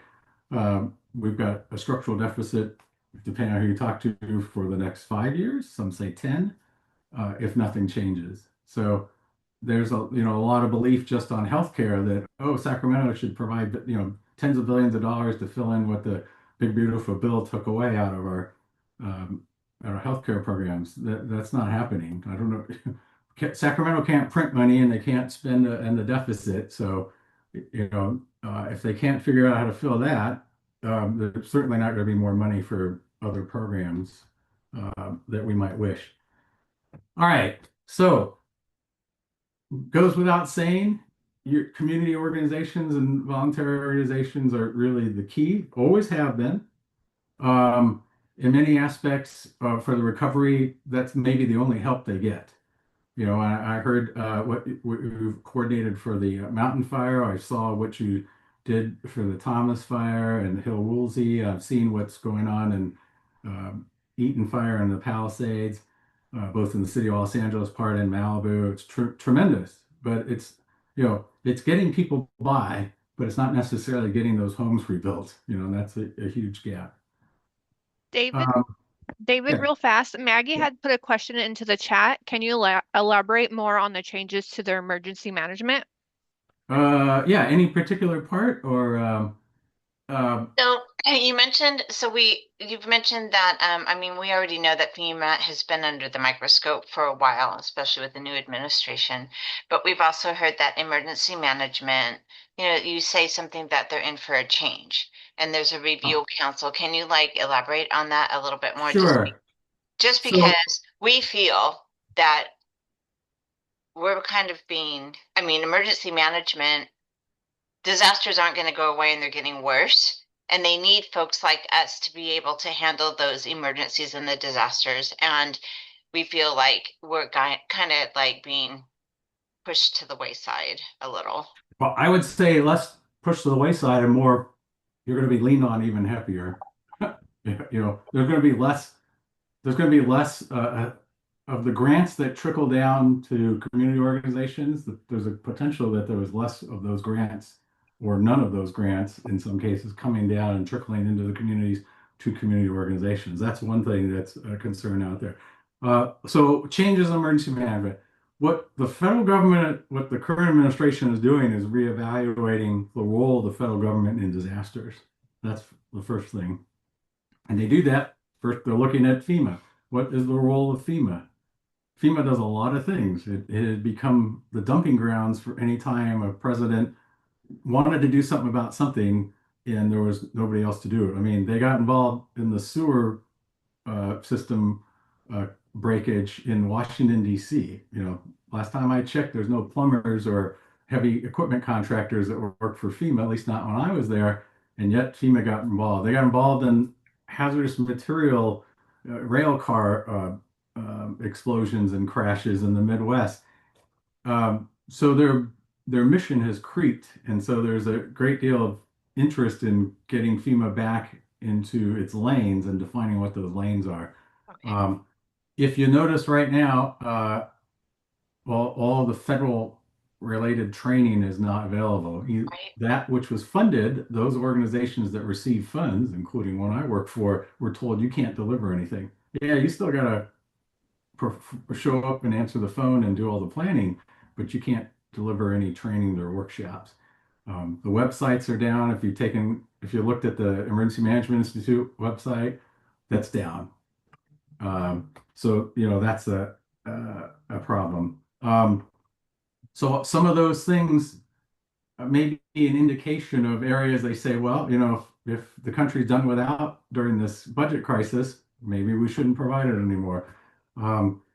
There's some thought that preparedness grants, which fund a lot of the work that we do, Homeland Security Grant Program, the Building Resilient Infrastructure in Communities, all that those grant programs will be reduced in scope, volume of money, and maybe eligibility.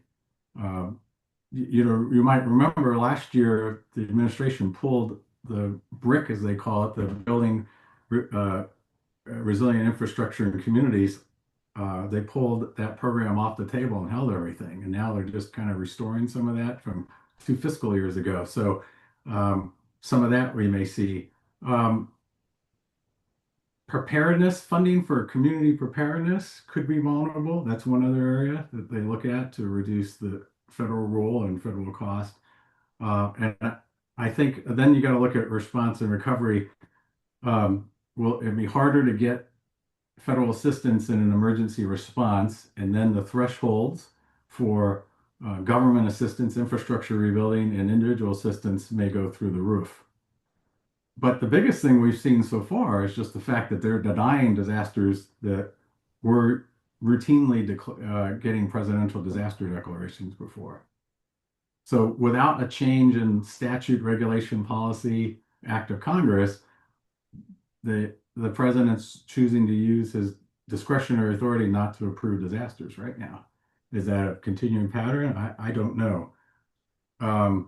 And then, but everybody keeps talking about in a lot of the chat rooms I'm in about, the review council is going to release the report. It was supposed to be March. Now it's going to be May. It was supposed to be end of December. So what? At some point they're going to do it, but that doesn't change anything. That's just recommendations to the president based on the charge they were given. Changes will require act of Congress and changes in statutes and regulation and policy, which takes a long time. Congress could choose to make changes by not funding a program temporarily, which isn't the same thing as eliminating it, at least in the short run. So those are sort of some of the things. What I don't know too is whether they'll get into any of the doctrinal stuff like the National Incident Management System or any of the other kind of collaborating frameworks. They may just choose to end federal support. Remember, those weren't federal guidelines that were handed down saying this is how you got to do it. Those were things produced by FEMA for the rest of the country to use, common terminology and all that. So will they continue to support that? I don't know. Does that make sense? Does that answer your question, Maggie? Yeah, it does. And then you just kind of reiterated something for me too. It's just like doing in an advisory role with other partners and a couple cities that, being able to get on the EMI website to, take a class or to like, get that certificate that might be required because, you're required to take ICS, 1, 2, 3 for your role in the emergency operations center or whatever. But Sure. it's frustrating because now they can't jump on there and there's no updated training to provide for folks. That's right. FEMA's the in case you're FEMA's the largest provider of basic emergency management training in the country. Right. And it's all free. Um, and most of it now is online, or they fund local deliveries. So both the online courses and the local deliveries are all halted right now. So I Thank just you. got sure. I just got a couple of things, and I have time for questions. So I had this little path here about now, considerations for your organizations. And I know some of you talked about this in the cohorts, about emergency operation plans and continuity operations plans, COOPs. But I go back and I tell everybody at a regular basis, you should ask how prepared your organization is, what are the potential impacts or threats we face, and how would we mitigate those impacts. I tell everybody, plan for your worst day. Everyone says, well, that's not optimistic. We should plan for low-hanging fruit, a good day, and then we'll just scale up. Well, to me, it was explained once that that's like learning to ride a tricycle and then trying to compete in the Tour de France. You can't pedal faster, if the chassis isn't right. So I tell everybody, but if you plan for something that's hard, you can do things that are easier, much easier by definition. But you can't take stuff on a sunny day and plan for a stormy day. It just doesn't work in disasters. Does your organization have a disaster plan about what your organization is going to do if something bad happens, and a continuity of operation plan which accompanies that, which says how internally we're going to make decisions and what things we are and aren't going to do if we have a disaster? A lot of those fall down because you won't be able to communicate. So, or leadership isn't available. God forbid they're injured or fatality, or you just can't get a hold of them. Do people know what to do in an organization?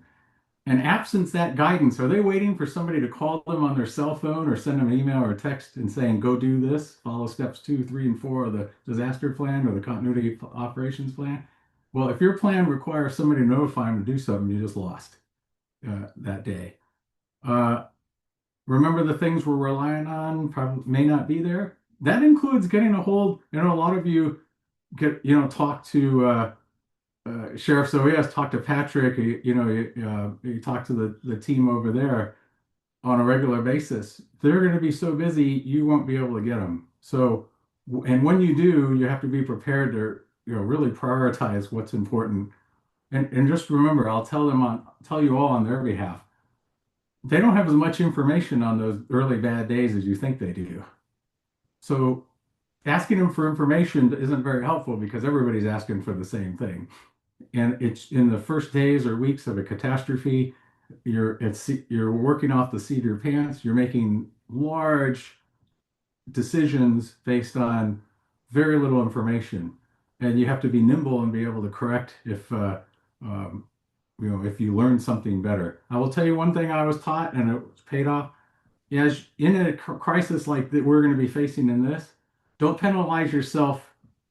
If you learn more information and it changes the decision you made yesterday, don't be afraid to change it. It's not being wrong. It's the best decision you could have made yesterday. Today is a different day. Remember, it's a marathon, not a sprint. These things are going to go on for months, weeks. So you don't always need to be the first in. Sometimes being the second in. Somebody mentioned, the gaps in need, after the immediate period, like starting later, months later, and going on the first year. Yeah, that's exactly what I'm talking about. What can maybe you step back a little bit and say, hey, we're going to jump in about month 3 or 4 when they start talking about long-term recovery. And meantime, we'll help everybody else get stabilized, and then we're going to be prepared. But you have to think about how you sustain that with your staff. Is that calling in your sister and brother organizations to help backfill, things of that nature? Collaboration, of course, always important. Priority setting is the key. Remember, I told you there's going to be shortages and overlapping priorities and competition. So being able to prioritize, if we only get one thing, here's the one thing we need. It's not going to be as easy as recent disasters. If you have all worked very hard to help fellow Ventura County residents, uh, you're going to have this is even going to be harder. And lastly, I'd say on that, expect the unexpected. Can't tell you everything. Nobody can, and if they are, they're lying. I learned something every disaster, every workshop, and you will too. And be nimble and adopt. Lastly, I just tell you as an individual, please, please, please review and update your insurance policies of your organization and your homes and personal insurance every year. Your insurance agent gets a commission every time you write a check to pay that. Make them earn it. Make an appointment, go in there and go through everything. You'd be surprised how many things change. You got a different car, you bought new furniture, whatever. Uh, Make sure you review that. Consider renters and earthquake insurance. I know earthquake insurance is expensive. Renters insurance is relatively inexpensive. And renters are going to get a lot, even in a federal disaster, they're going to have a harder time getting rental assistance beyond a certain period because it's assumed they didn't necessarily lose their ability to pay rent, just the place they were paying rent to. So I really strongly consider that. Important documents, in the electronic age, gather documents, scan them, put them someplace so that you can grab them to talk to insurance companies, programs that uh, your organizations have. Everybody needs information, and the worst time to try to find it is the day after. One personal thing I tell everybody for yourselves, if you're on prescription meds or you need something, like saline for contact lenses wearers, have a little extra supply of that because you won't be able to run to CVS and you're not going to be able to do a Target pickup. Uh, and then remember, power and water is going to be out for an extended period, cell phone, internet, all those things that connect you to the outside world or that keep you and your family going are going to be disrupted. So figure out what's important and kind of work around that. I am happy to take, that's the end. I'm happy to take any other questions in the time. Remember, expressing the opinions of myself personally, not the federal government, the state of California, or any of the organizations I consult to. But I wanted to share stuff that you probably won't hear in the training and all that. And so, anyways, thank you for your time. And if you have any other questions, I have one more slide if there's no more questions, but I'm happy to take any right now. So. Thank you so much, David, for your presentation. It's a lot of information to take in and learn from, feed on. All right. Well, if there's no questions now, feel free to email them to myself or Laura. Happy to address them, talk further about any of these things. And I just want to sincerely, as a Ventura County resident, thank you for all you do.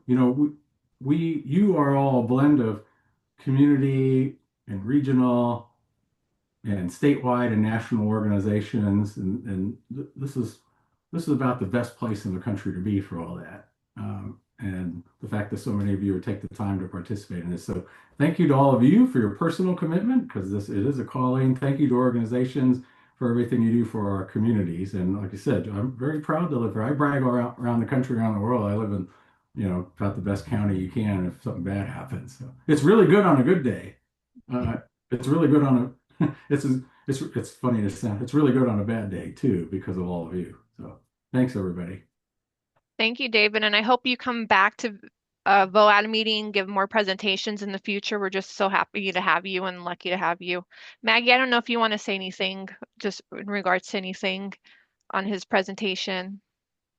No, I've known David for a long time. We tried to collaborate on something a long time ago at CSU Channel Islands, and by creating some type of an emergency management major there, but it never came to fruition for whatever reason. But I've seen numerous presentations that David did, and everyone's different, and I learned something new from every single time I talk to him. So thank you for the update on what's we're looking at in the future, David, and I really appreciate you being here for us. Thank you. And with that, everyone, thank you for joining our first VOAD meeting of 2026. We're so grateful that everyone was able to be here and learn from David. Our next general membership meeting is going to be on May 28th. It will be online and more information will be sent out in the next month or two with that. And also let you know the public-facing VOAD roster will be sent out following this meeting, so everyone will have access to that. And thank you. Laura. You're welcome. And also the slideshow I had at the beginning with all the member updates will also be sent out as well if you missed it, so you can see what everyone's doing. So thank you for joining, everyone. Have a good day. Thank you. Thank you. Thanks, Mike. May